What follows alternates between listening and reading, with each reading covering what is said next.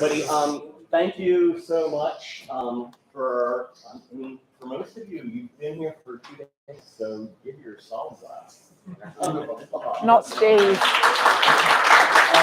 Thank you for coming and sitting with us and listening to talks about things that interest Bob and that we're influenced by Bob and that we're interested in collectively and individually. I am the substitute Larry Shapiro. I left my corkscrew at home, sorry. So I'm gonna introduce our last speaker of the day. Quick reminder, so right after this last formal session, we're gonna have like a quick 5-minute bio break and break out some sparkling wine and such, and have some toasts and general conviviality for as long as we want, I suppose. And so please, all of you, plan to stick around and hear about Bob or say some words about Bob. That being said, our final speaker of Bobapalooza is Zoe Drayson from the University of California at Davis. So, Zoe. Thank you.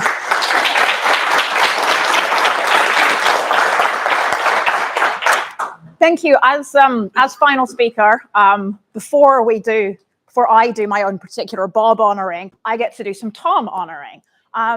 So this has been, I think we all agree, a marvelous conference. Organizing a conference is difficult. Organizing a good conference is a real skill. Organizing a good conference for one of your own colleagues, friends, mentors comes with an awful lot of extra pressure. And you pulled it off, Tom. Well done.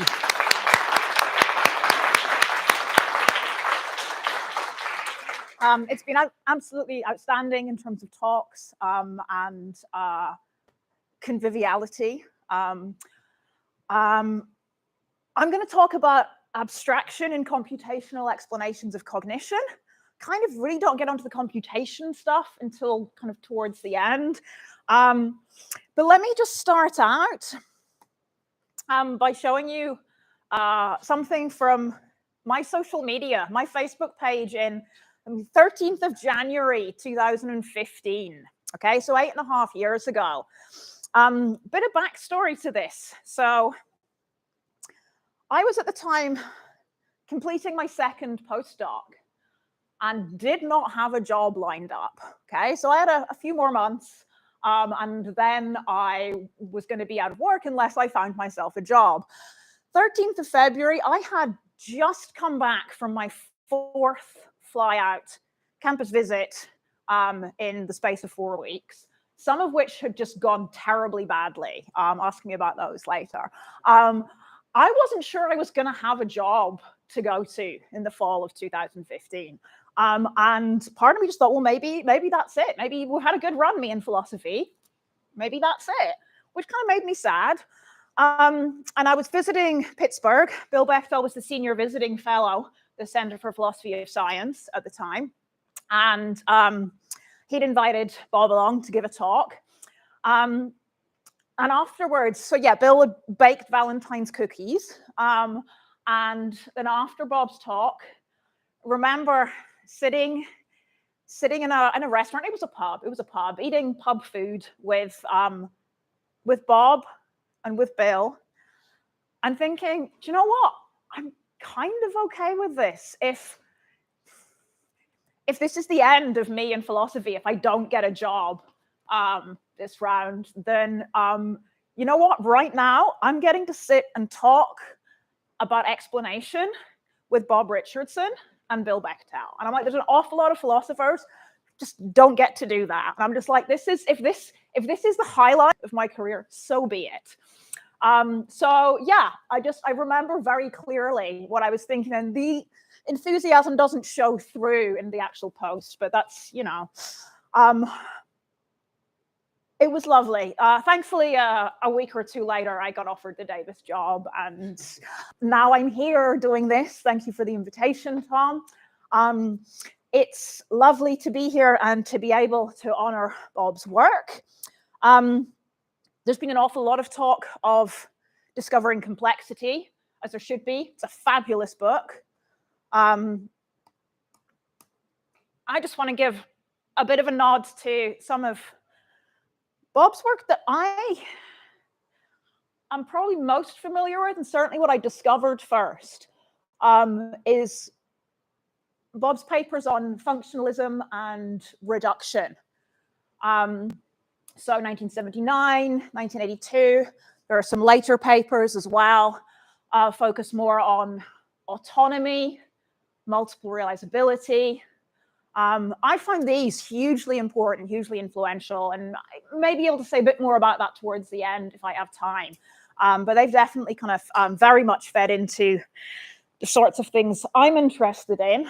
I should say I too was part of the traveling circus of what Tom refers to as the multiple realization traveling circus. No, for me, it's the multiple realizability traveling circus. We're just going to agree to differ on this. It matters. The modal stuff matters. And Tom mentioned Larry's supposed to be here sharing this talk. I told a philosopher who shall remain nameless a few weeks ago. So Tom and Larry, various other people here, have been very, very supportive of my career for years. And I told somebody recently that Tom Polger and Larry Shapiro were basically my life coaches. And this person tactfully said, "Oh, I could totally see Tom in that role." By which I think we can surmise that all my bad decisions can be blamed on Larry. Okay. I'm going to start out talking about scientific explanation. Bill set this up very nicely for me because he talked about this morning. Okay, where did we get mechanistic explanation from in the first place? I take it mechanistic approaches to explanation, in particular the initial publication of Discovering Complexity back in 1993. A lot of this grew out of a dissatisfaction, an entirely appropriate dissatisfaction with the models of scientific explanation that were around at the time. So I'm going to single out Hempel's deductive nomological model here, which framed explanations as arguments, sound deductive arguments, derivations from premises to conclusions, from explanans to explanandum, where laws of nature are really important here. There are essential premises in the derivation. Okay, so that was the state of scientific explanation. And there were some problems with this. Okay, as we all know, I'm not going to rehearse them all. But one issue here was that it viewed explanations as formal relationships between sentences, rather than some kind of dependence between things in the world. Okay, whether something was an explanation depended entirely on the logical relationship, if you like, between sentences that were used to give the explanation. That's what the explanation was. So there was a sense in which this was a very anti-realist view of explanation. It also made explanation based on deterministic laws. Great, or at least okay, if you're doing physics. If you're interested in the special sciences, it's very difficult to find deterministic laws there, and so this wasn't a good model of explanation. More generally, I think I'm pretty sure most people in this room agree with this, that it seemed, Hempel's models very much seemed like this is what happens when you let philosophers sit around thinking about what kinds of things scientific explanations ought to be. What ought they to look like, rather than actually looking at what scientists do when they explain things. And so there's a lot of contorting of actual scientists' explanations to fit this idea of how people ought to be doing their explanations, because we as philosophers have done some conceptual analysis or something else, some armchair reflection, and come up with this. I think this is important. So as an undergrad, I was taught Hempel, absolutely. I suspect a lot of undergraduate students in philosophy these days are kind of very much introduced to mechanistic explanation. I think it's important to remember that, it's been a huge change. It's been a very important change from Bob and Bill's work through the work of people like Carl. It's reframed things, and there's disagreements between all these people about mechanistic explanation, and we'll get into some of those. But I think it's important to reflect on what I think we all agree about now, which is that philosophers shouldn't study explanation by sitting around reflecting on what they think explanation should be without looking at the science. And so I think it's worth remembering that despite the differences between some of the people in this room and their opinions, that they all agree. And I think that the philosophical approaches to scientific explanation are much, much richer, better than they used to be, as a result of lots of work done by people in this room and beyond. So we can understand mechanistic approaches to explanation, partly at least, as a solution to these problems that Hempel's style approaches to explanation give us. So according to the mechanist, then, what makes a description or a model explanatory is not a formal relationship between explanans and explanandum. It's a causal dependence relationship between things in the world, the mechanism and the target phenomenon. Okay, the mechanism produces some phenomenon, and that is what we're trying to get at with our explanation. Now, already I've slightly conflated two different ways of thinking about mechanistic explanation. Which is whether we think about the dependence relation in the world, the relationship between the mechanism and the phenomenon it produces, whether we think of that itself as an explanation, the mechanism as an explanation of the phenomenon, that I take it as a view known as the ontic approach to mechanistic explanation. And we might deny that, okay, but still be proponents of mechanistic explanation. We might say instead that the explanation, okay, is the description, the model, okay, that's what the explanation is, okay? Bill said earlier in his talk that he wasn't a realist. I think he is. Not least because I didn't want to have to amend this slide too much. I think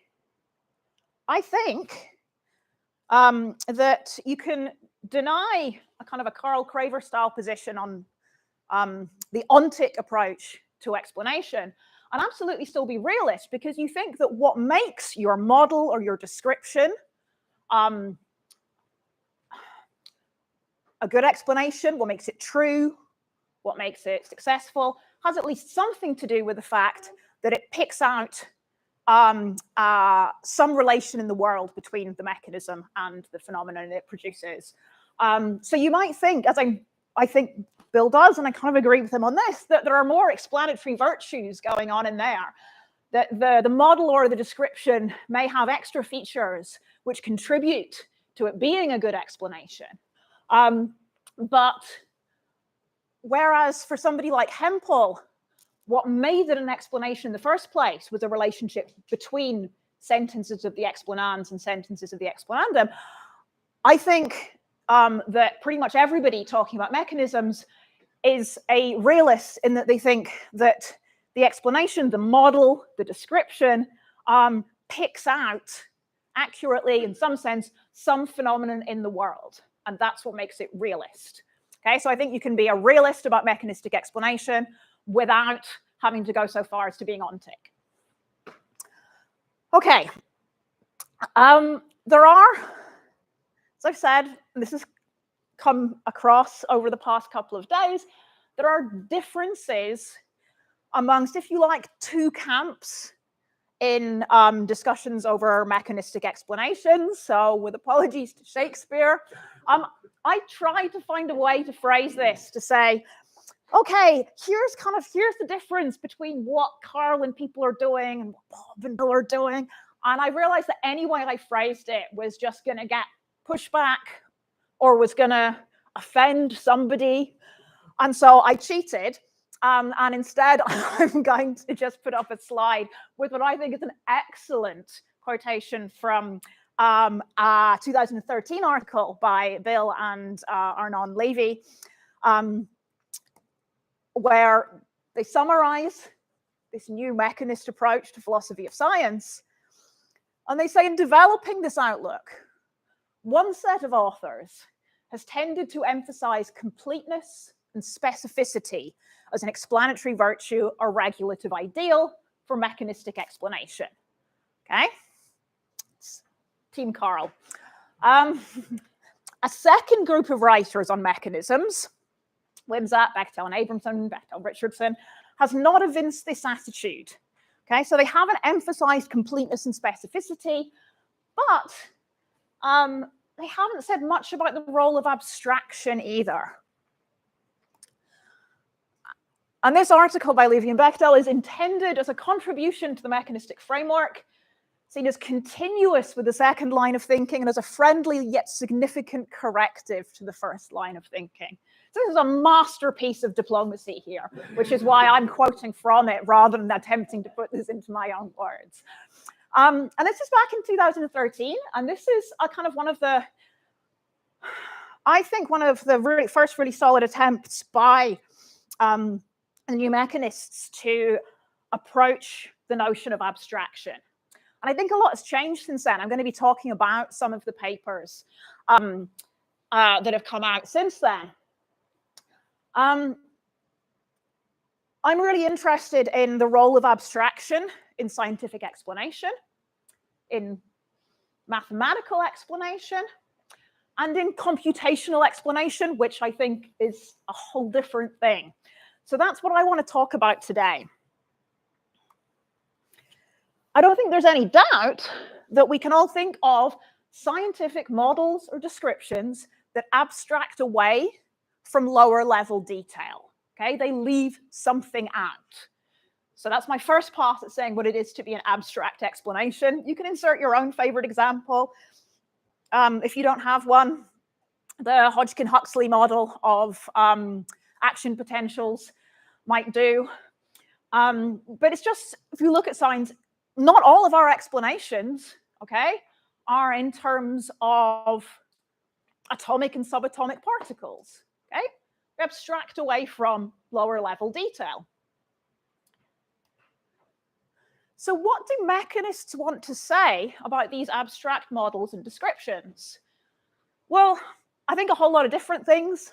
It kind of depends on the nature of the abstraction involved.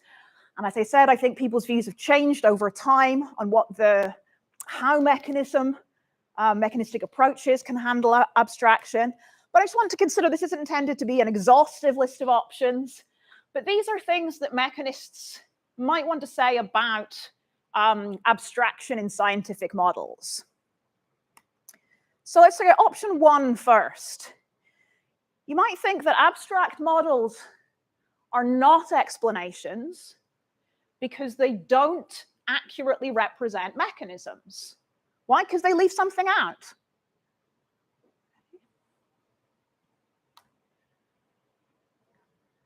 That's not to say there's no role for abstraction.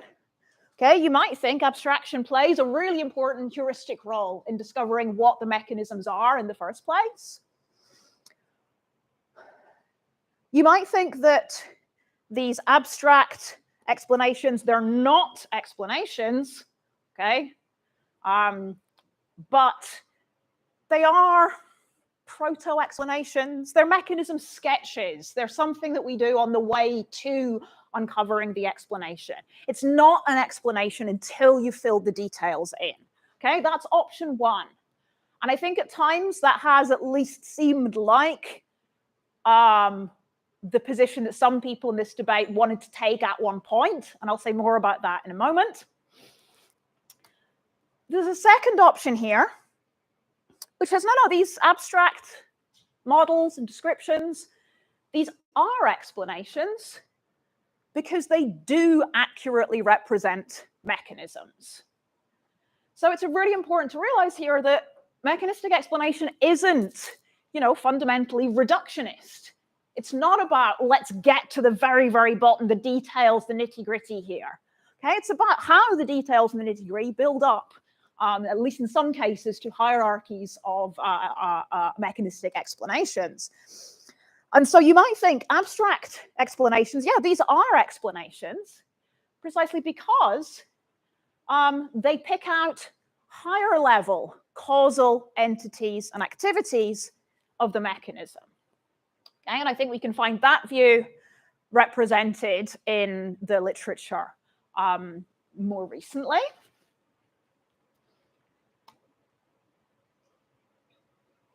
And then there's the view that abstract models, descriptions are explanations, okay, can be explanations. I'm not suggesting for a moment that all abstract models and descriptions are explanations, but the ones that are explanations despite not accurately representing mechanisms, okay? And that requires us to say that not all scientific explanations are mechanistic explanations.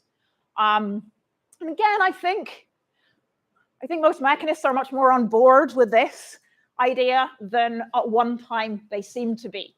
I'm very, very careful here. I do not want to be kind of uncharitably interpreting past claims of mechanists. I don't think that gets us anywhere. So I'm deliberately not giving kind of names to or people to positions to some of these positions because I think the landscape's still changing. Okay, Bill told us earlier that he's like, yeah, you know what, Tony, your dynamical models, yeah, those are explanations, or they can be at least. So I just want to say a little bit more about some of these options. So let's start with option one. These abstract models are not explanations because they don't accurately represent mechanisms. Now,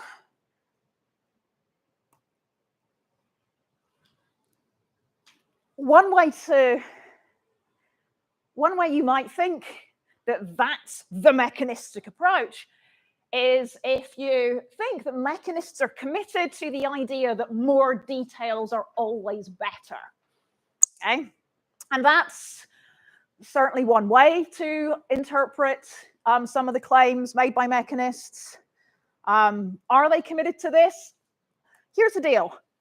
Maybe if you look at Piccinini and Craver's take on functional explanation in psychology, if you look at David Kaplan's work on explanation and description in computational neuroscience, you do find what look like claims of, more explanatory power goes along with more details.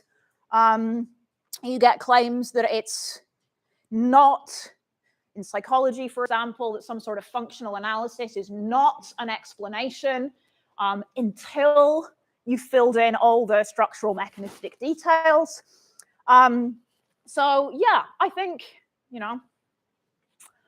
it's not entirely uncharitable to think that there's some mechanists out there that have at least in print said things that would suggest that more details are better. I want to acknowledge that, yes, absolutely, Carl did say that the Hodgkin-Huxley model does not explain the action potential because It is not picking out a mechanism. It can only be a mechanism sketch. Carl no longer defends this. Actually, in print 2020 says, oh, that's false. Change my mind about that. Shouldn't have said that. And if you look at Craver and Kaplan's latest stuff on this, they're pretty clear that this unrestricted version of more details better is just not something that any mechanist should be committed to. Okay, so I think, well, possibly some mechanists in the past have held on to option 1 here. I think it's uncharitable to saddle them with some extreme version of this. So I'm certainly not going to. And I think option 2 is probably the one that has most traction at the moment among mechanists. I think it's something that perhaps the Bob and Bill and Adele side of things has always been more sympathetic towards, that these abstract models are explanations because they do accurately represent mechanisms. Okay, they pick out higher level causal entities and activities of the mechanism. You can accurately represent a mechanism without accurately representing every detail of the mechanism. Okay, you can say true things about something without saying all the true things about it. And I think that's the position that a lot of mechanists want to put forward. So I want to say something here about the 3M criterion, the mechanism to modeling mapping, and in particular, how this is supposed to work in the case of abstraction. Okay, so David Kaplan says 3M, this is the idea that models are explanatory where they map onto mechanisms. 3M requires only that some, at least one of the variables in the model, correspond to at least one identifiable component, parts, and causal dependencies among components in the mechanism responsible for producing the target phenomenon. Okay, and that seems to pave the way for a lot of higher level explanations at some degree of abstraction from all the details of the mechanism. What I'm interested in is whether there are abstract models which are explanatory, but which don't meet this 3M criterion. What do we want to say about those? Are there abstract explanations in science, okay, where none of the variables in the model correspond to component parts and causal dependencies among component parts in the mechanism? I think there are. I'm not the only one who thinks that.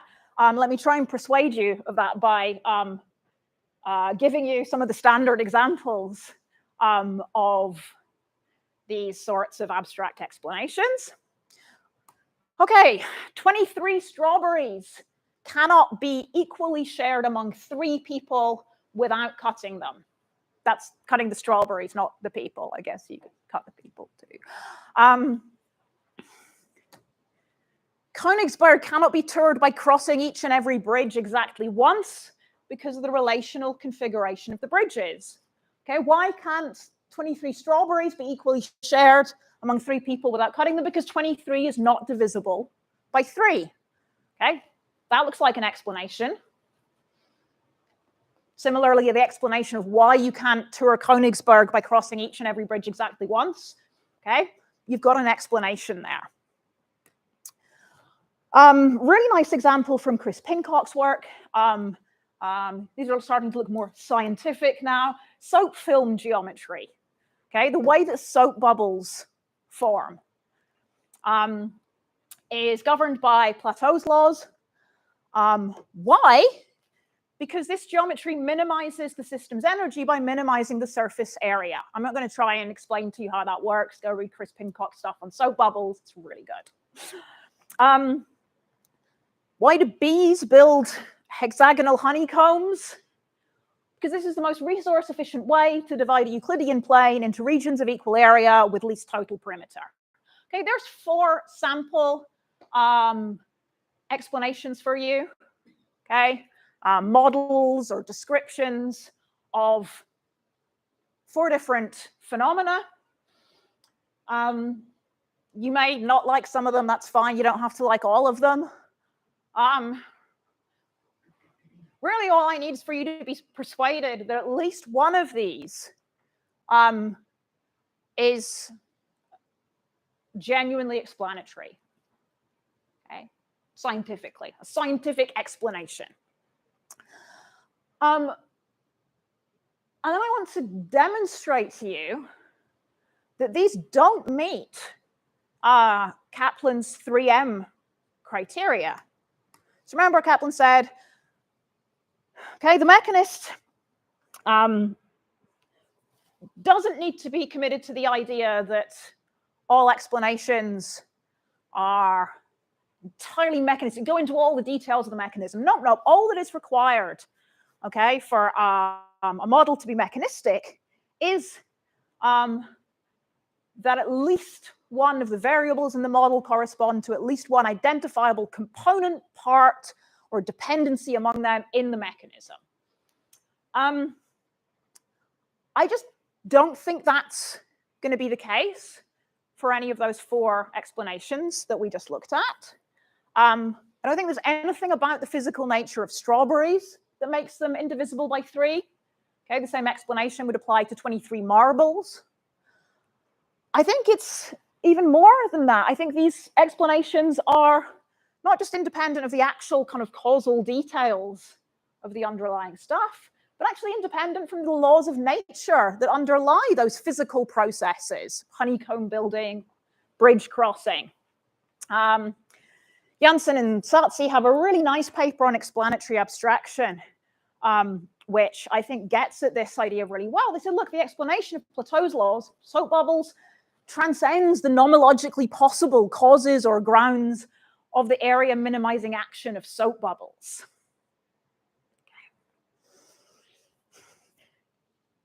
If they're right, it looks like these are cases of explanations, scientific explanations, that are not mechanistic even by the weaker criterion, the option 2 criterion that just says, look, we need there to be some causal feature of the model that corresponds, so causal feature of mechanism that corresponds to the model.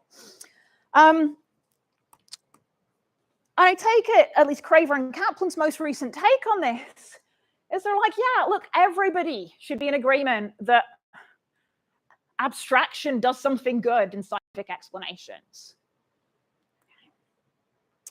But they focus on the non-explanatory roles played by abstraction. So they want to say, yeah, in examples, and I take it they don't talk specifically about these examples. When they say in examples like these, yeah, abstraction's important. It's what allows us to get our limited minds around some very, very complex situations.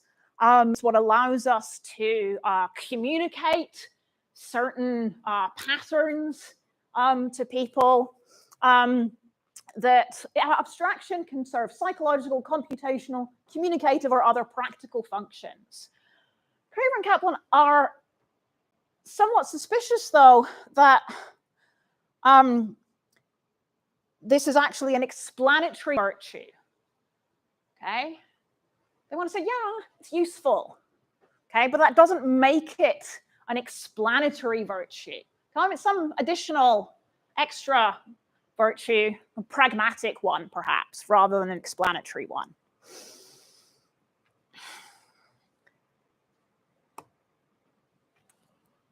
I want us to now consider option 3.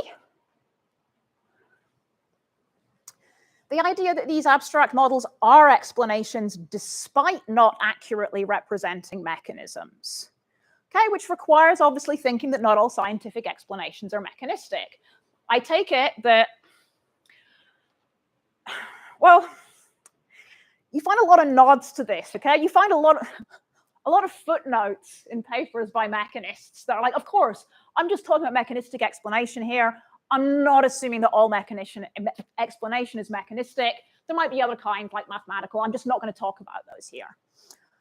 I think we need to talk about those, and we need to talk about those alongside the mechanistic explanations and ask how they fit together. So in particular, let's say you think, okay, those explanations that I gave you examples of before, those are mathematical explanations. They don't seem to fit neatly in our idea about mechanistic explanation. That's okay, there's a different kind of explanation. What do they have in common? Okay. To be the philosopher, in virtue of what are they both kinds of explanation? And I'm not assuming here that all mathematical models are explanatory, okay? That's important to say. I'm assuming that at least one of the examples that I gave you, okay, it's explanatory. And I think there's two ways to go on this. I think one way to go on this is to say, yep, not all explanations in science are mechanistic. Some of them are mathematical, and they're just a different kind of thing from mechanistic explanation. So they're not picking out a dependence relation in the world, okay, a causal dependence relation between the mechanism and the phenomenon. Why? Because they're abstracting away from the mechanism.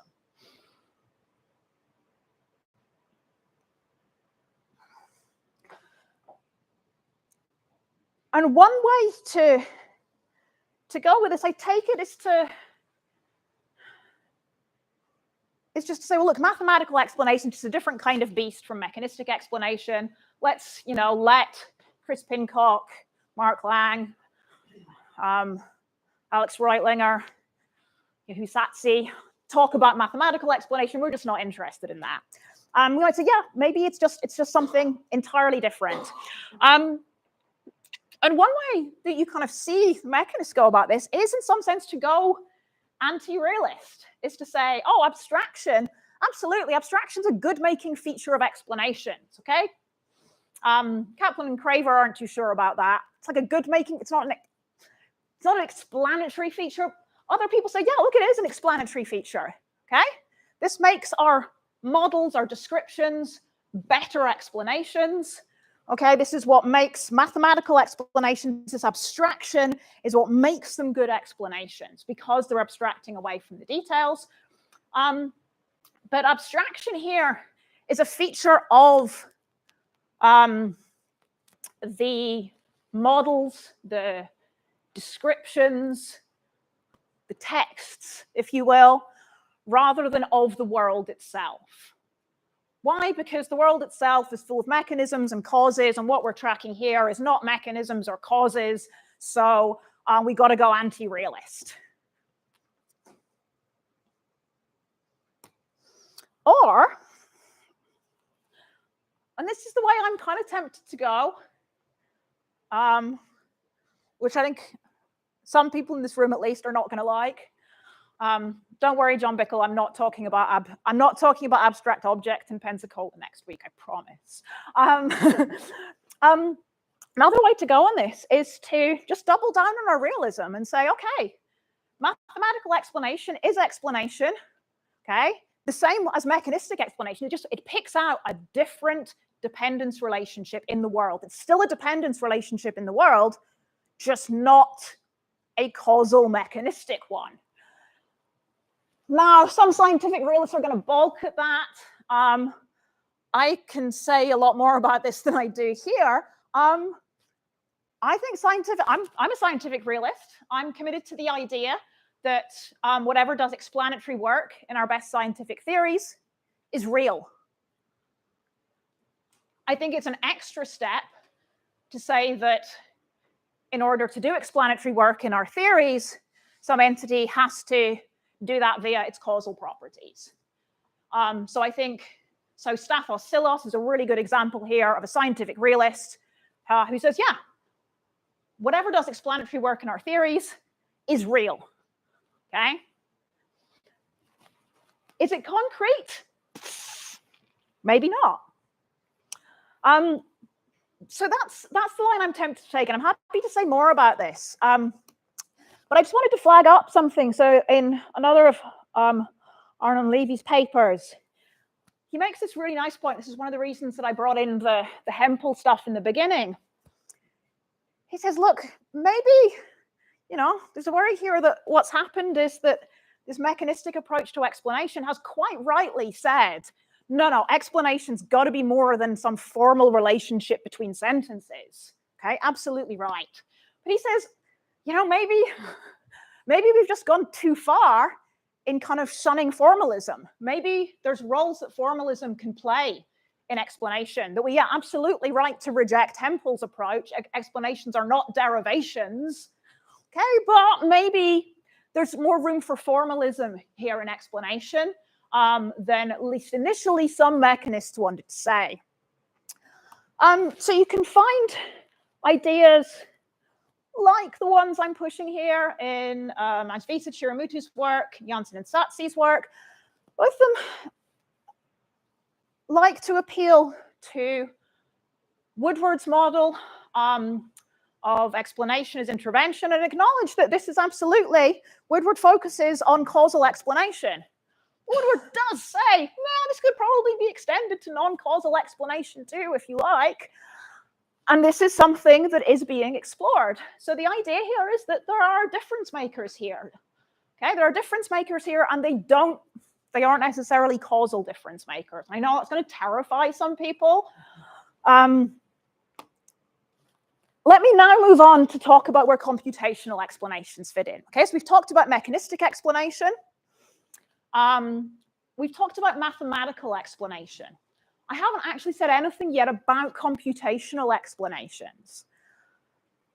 And so there's a natural question that arises. And by computational explanations here, I'm not just thinking of computational models that allow us to predict, population biology or something. I'm thinking about explanations, whether they're in computer science or in computational psychology, that are explanations of physical computational systems. Okay, how should we understand those? Are they mathematical? Are they mechanistic? So here's the deal. I think we're at a point in the literature where there's a lot of agreement about mechanistic explanation. There's increasingly agreement that there is such a thing as mathematical explanation, which is non-mechanistic. What I'm really interested in is where computational explanation fits into this.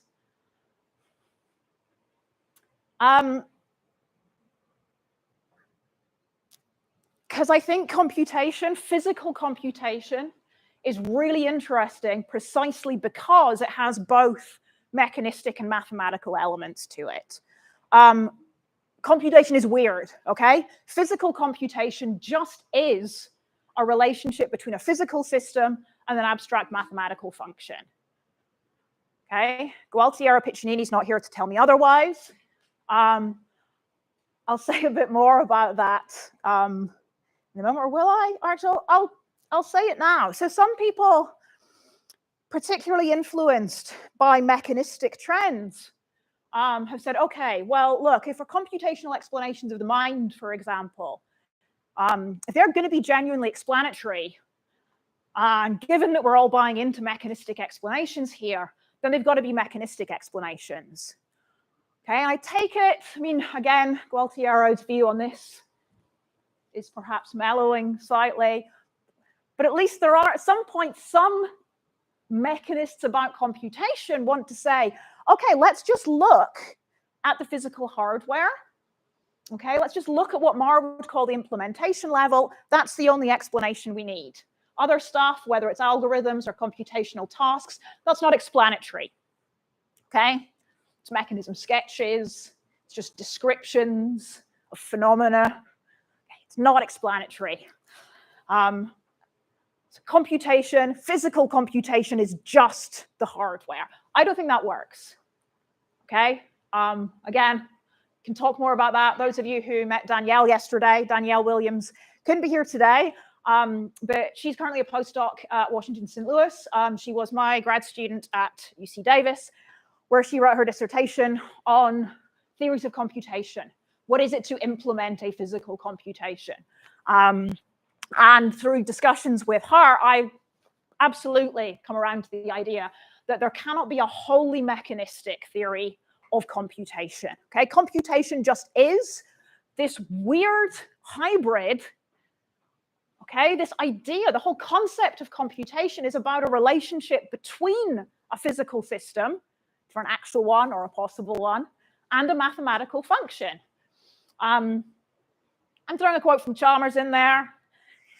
You may dismiss Chalmers. Come on, you're metaphysicians of science. You can't dismiss James Ladyman that easily, okay? If he says it, you're going to like, well, okay, he's kind of on our side, right?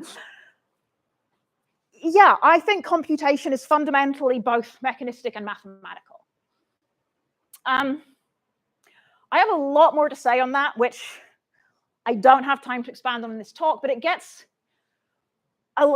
into a lot of the issues that I mentioned at the start about Bob's work on functionalism, autonomy, multiple realization, multiple realizability. Some of what I'm saying here is going to be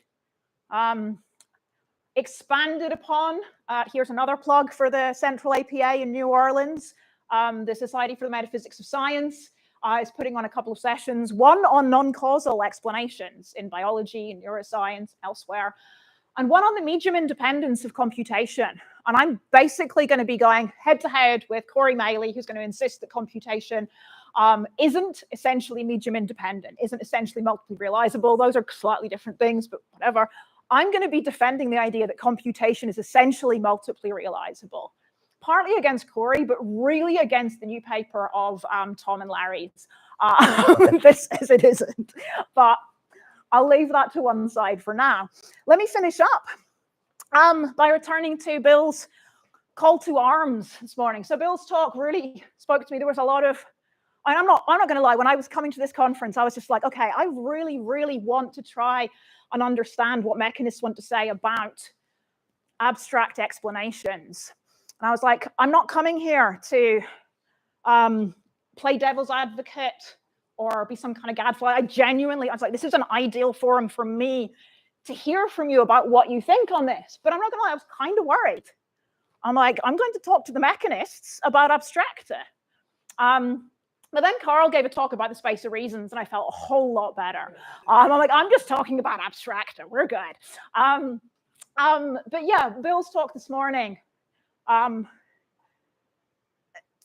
was a lot in there that I felt is really kind of helping us to kind of push in this direction. And I want to come back to this idea that the reason that we came up with mechanistic explanation in the first place was to get around this problem with Hempel and others, okay, sitting around thinking about what explanation looks like. And yes, they were doing it in a particularly a priori way. But there's a worry that we'll end up doing something similar if we assume that we know what explanation is and then try and fit in different sciences doing different things into this one model. And Bill said, let's not do that. Let's actually go and look and see what people are doing. Maybe there's more than one notion of mechanism out there. Trademark whichever one you like. Maybe not all explanations are mechanistic. I particularly want to push for looking at computational psychology. A lot of work has been done in computational neuroscience. I think a lot of that is just dealing with the hardware. So you can absolutely get away from the mathematical explanations there. I don't think you can in computational psychology and a lot of computer science. And here's the bit that I'm kind of terrified to tell you, which that if we take mathematical explanations seriously, okay, if you're a scientific realist and you buy into mathematical explanations, you might end up committed to non-causal explanatory dependence relationships in the world, dependence relations between abstracta, okay? Abstract objects,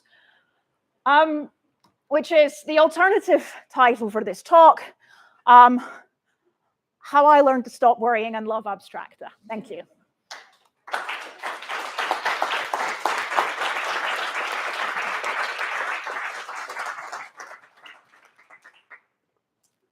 So I guess I have to take the question.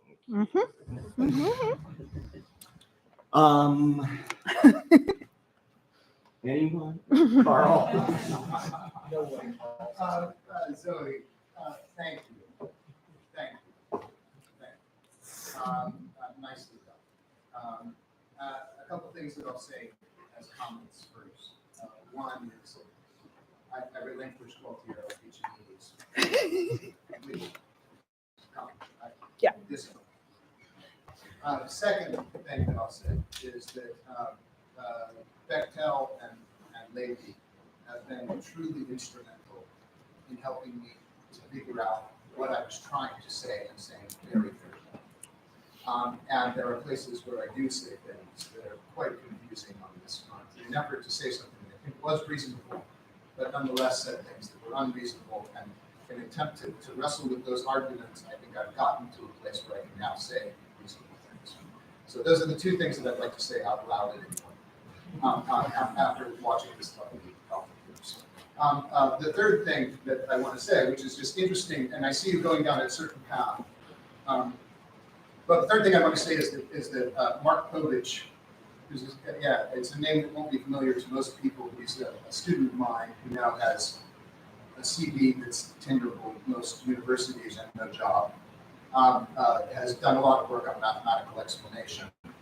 And it's all centered on the question of the directionality of those explanations. If you baked 4 cookies and distributed them evenly among your kids, then you had either 2 or 4 kids. The explanation of why you had 2 or 4 kids has nothing to do with the cookies, but it nonetheless is a mathematical consequence of it. If you take a walk around Königsberg and you hit every bridge exactly once, then that says something about the structure of Königsberg, namely that, we don't have to state the principle that's involved, that surely Königsberg's structure is not explained by your decision to take a walk around the town. It's explained by the decision of the Burgermeister to build the city in the way that the Burgermeister built the city. So there's a kind of, in these explanations, so I'm just saying, there are 2 examples that are similar formally to the examples that you showed, but that nobody would accept as a good explanation. We all balk at them and say, like, well, that can't be right. And so when we abandoned the DN model, thank you for recognizing that history, because that's totally what was going on then. But when we abandoned it, it was because it delivered the wrong answers to things like that. The flagpole in the shadow is exactly like the examples that I just gave. And it was like, wait a minute, there's something wrong with this model of explanation precisely because it doesn't carve up the models into the explanatory and the non-explanatory in the right way. So I think the right thing to think about, and of course, you saw me talk about explanation in the space of reasons. So of course, I think they're non-mechanistic forms of explanation. I've never thought otherwise. It's an odd essentializing my view. But what does make for an alternative view of explanation, it seems to me, is not about the model that's used to convey it, but what you were calling the ontic counterpart. That is, it's what's being described, in virtue of which that model, that when you invest that model with that knowledge that it's the description of this thing, which was the point about Huxley actually, that it's just math. But if you put a causal interpretation on the math, that tells you that some things can go on the right, some things can go on the left, and without that causal interpretation, the math doesn't do anything. Right? That's the point about Huxley. So then the thought is, if you want to give an alternative, if you want to say, like, here's a new kind of explanation, which I'm totally in favor of, then when you do that, that should come with rules that tell you how to sort the good ones from the bad ones. And merely pointing to the idea that there are these strawberry explanations and honeycomb explanations, all of those can be reversed in this way. So then the question is, what is the principle? What's doing the explanatory work? Because it looks a lot like the DN model, except we've replaced laws with general mathematical truths. So what is the account of explanation that rules out the bad cases and rules in the good ones? And I think similarly for computational explanations, merely having a computational story up here will certainly not be enough to rule out all kinds of really lousy computational models. So then to have an account of computational explanation that is in fact distinct from a causal story, you have to have a way of sorting the good ones from the bad ones, and that way of sorting them should not appeal to the causal structure of things. And I think with the strawberries, there's an implicit causal structure. I think with Königsberg, there's an implicit causal structure. We're not mentioning it in the story, but the models don't do any work without that background assumption, and it's that background assumption that's responsible for the directionality of those explanations. Povich disagrees with me on this. Okay. And Povich has a model of how math can be given directionality. And it's in terms of mathematical counterfactuals. Yep. And it's a very complicated view that I can only hang on as he tries to explain it to me. But I recommend it to you as maybe a way of thinking forward through those kind of problems. And what it would be if it's not causal. Is there some other alternative? But beautiful. Sorry, I went on. No, thank you. That's super. A couple of things, absolutely. And so I think it's important to highlight why your account of mechanistic explanation is such a strong one, because it gives us these standards by which to differentiate good explanations from bad, or explanations from non-explanations. And it works so well that I think a lot of us have been tempted to think, okay, well, let's just focus on the mechanistic explanations, because Carl's given us this really, really nice criterion here, causal relevance, mutual manipulability. And I completely agree. If we are going to develop a notion of mathematical explanation, that's the next step. And it sounds like Povich is on it, which is great. And I'm definitely going to look up his stuff. That's what we need, is we need a way to differentiate. We need some standards. What's a good mathematical explanation? What's a good computational explanation? I guess one thing you want to say, well, if it's not mechanistic, it can't be appealing to the causal stuff. Oh, I think there's perhaps ways of appealing to causal stuff that isn't mechanistic, but I don't want to get into that. One thing I do want to say is that, so it's not as clear to me that these mathematical explanations are disguised, have appeals to the causal structure in them.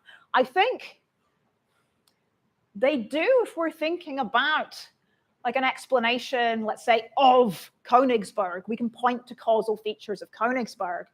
But a really interesting feature of some of these mathematical explanations is that they don't have to describe actual causal structures in the world.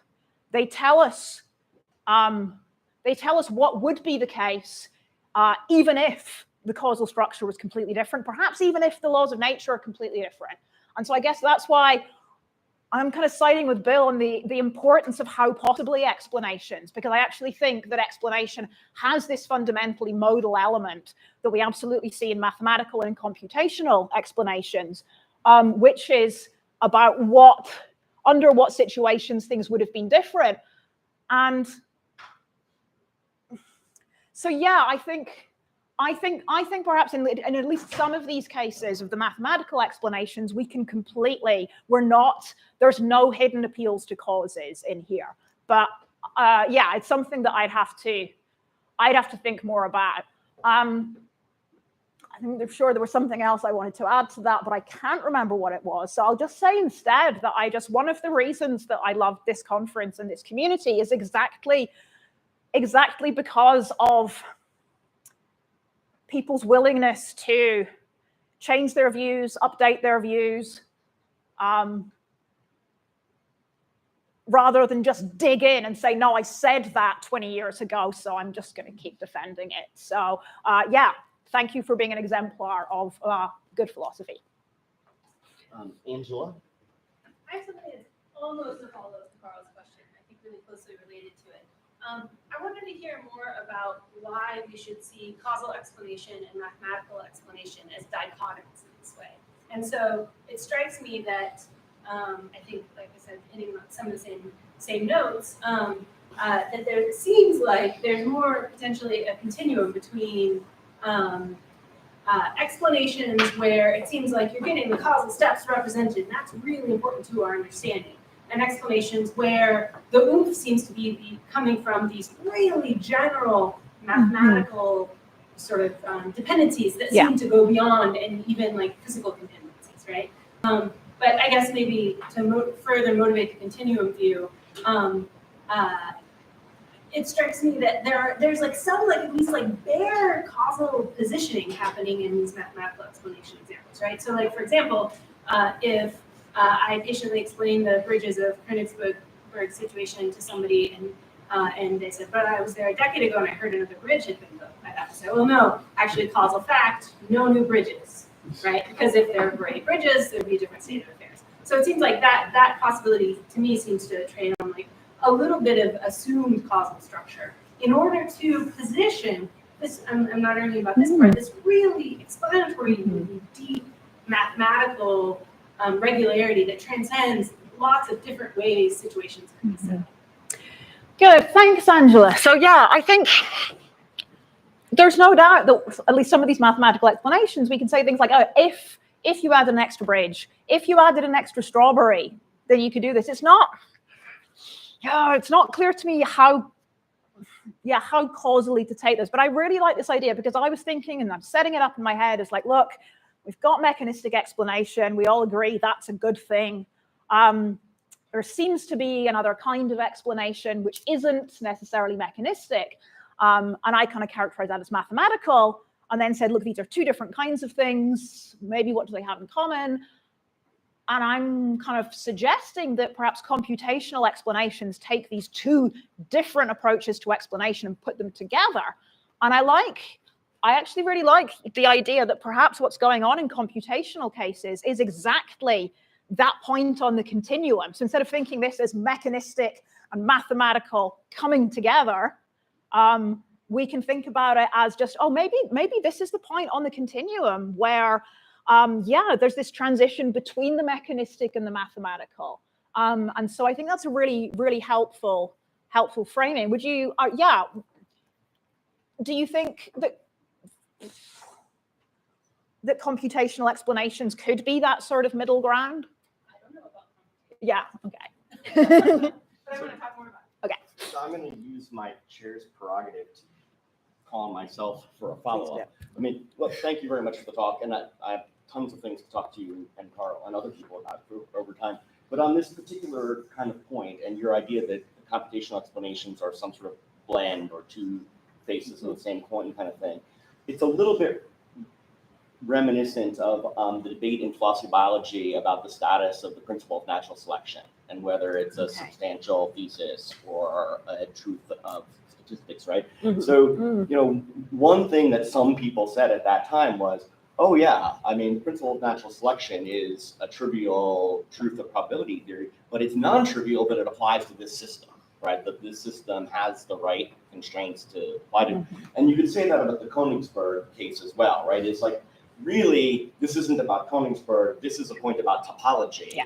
And what's substantial is that Königsberg has the features that are isomorphic to this topological point, but that's not contributing to, you want to say, right? Yeah. What's doing explaining is the topology. Yeah. The reason that explanation applies to Königsberg is Königsberg has the relevant features, but Königsberg's having those features is, in a sense, incidental. What's doing the work is.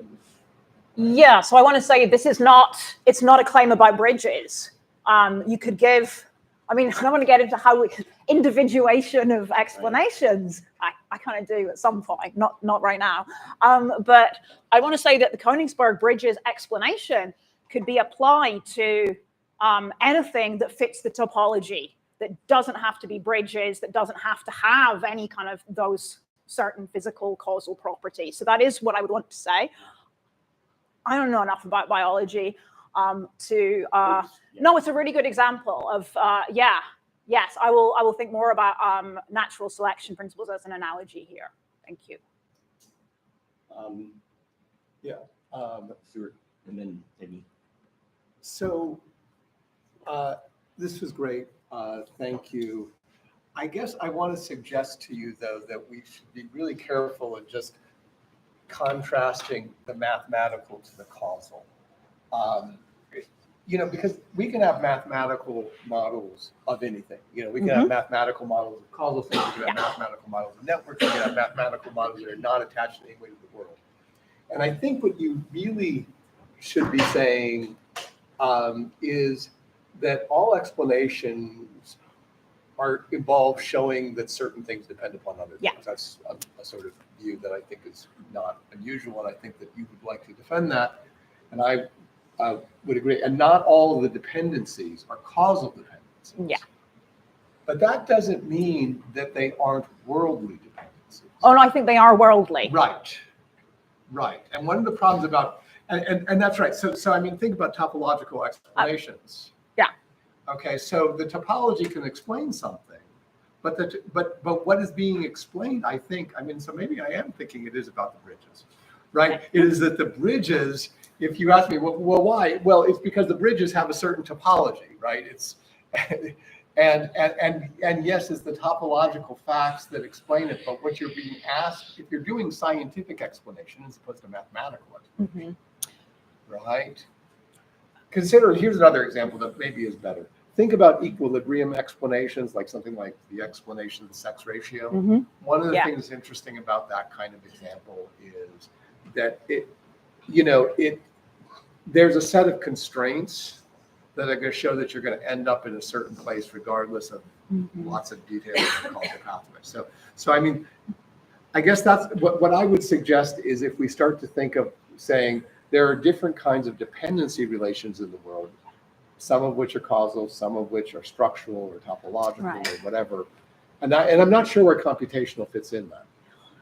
Good, yeah. So I guess, I'm not wedded horribly to the idea of mathematical explanation in terms of saying that, I guess I'm interested, my interest comes from the mathematical roles in scientific explanations. So I don't want to say, this is really good because I don't want to be committed to the idea that all mathematical explanations commit us to mathematical objects, okay? I'd rather much go down a Quinean line on this and say, where the mathematical explanation is contributing something to the science, then in those cases, we're committed to some sorts of to topological objects or something like that. So, I guess I don't have to go all out on the math. I don't have to basically go kind of full Platonic on this. I'm not. I suppose. My interest in the mathematical explanations here is the role that they play in physical computation. So I don't need to necessarily develop an account of mathematical explanation here. I suppose, because my focus is on computational explanation, and I think it can't be wholly mechanistic for reasons that I talked about. And so I want to say, well, what is it? It has this mathematical component to it. And so I guess my upshot of this is I want to say, look, computational explanation is this awesome, weird thing that has mechanistic components and has mathematical components. And I need some sort of idea of non-causal dependencies, I think, to get that. But you're absolutely right. I'm not wedded to the idea that other mathematical stuff beyond physical computation or other applied math, I'm not wedded to any idea about kind of having a view of mathematical explanation more generally. So I think my focus is very much on, but I don't think we can just say, well, what's the math in computational models, the math's just representing causal stuff. At least it's not representing causal stuff and mechanisms. It's representing possible mechanisms, possible causes. And so that's why I want to say it's different. It's not just picking out actual mechanisms. Yeah, I have to think more about the Okay. computational case. Me too. Yeah, Me too. yeah. Peggy. Yes, I'm coming from a computer science background, so I'm wondering where algorithms fit in. Oh, yes.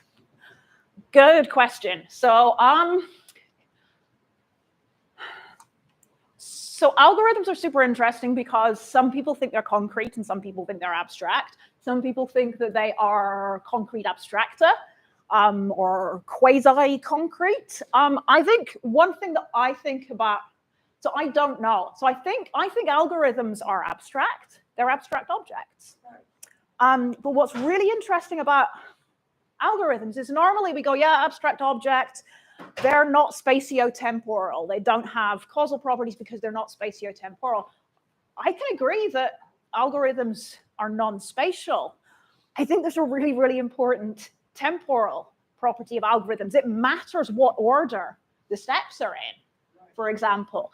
So yeah, this is something I didn't get into in the talk. I do not know how to think about algorithms. I think they're a case where it looks like,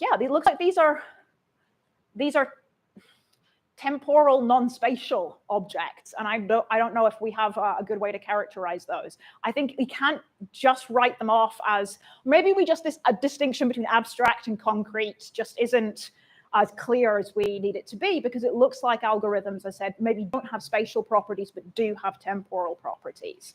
So yeah, the answer is I don't know. But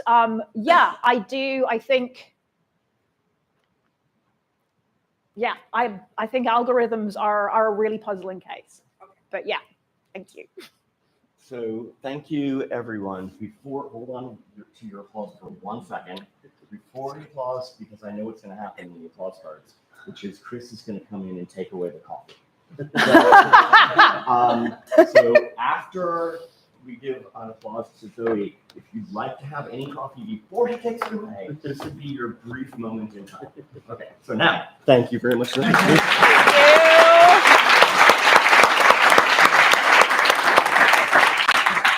Thank you all. Thank you.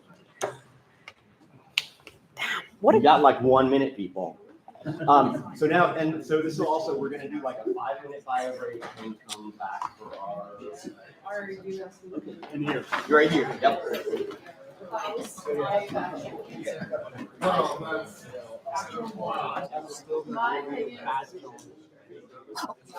Disconnect you.